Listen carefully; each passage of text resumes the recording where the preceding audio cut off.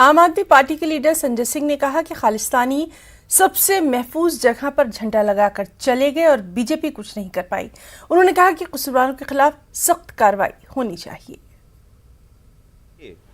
कि हिमाचल प्रदेश की विधानसभा जहां पर सबसे अच्छी सुरक्षा होती है वहां खालिस्तानी झंडा फहराकर चले गए।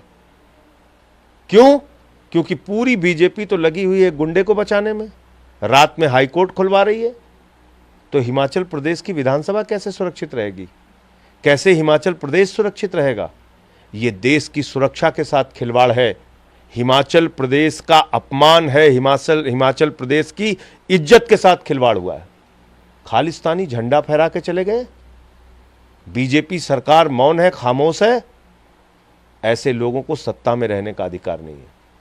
ऐसे लोग जिनके राज में खालिस्तानी झंडा फहरा के चले जाएं, मैं समझता हूं कि ये एक बहुत बड़ा अपमान है हिमाचल प्रदेश की जनता का। इसमें दूध का दूध, पानी का पानी होना चाहिए।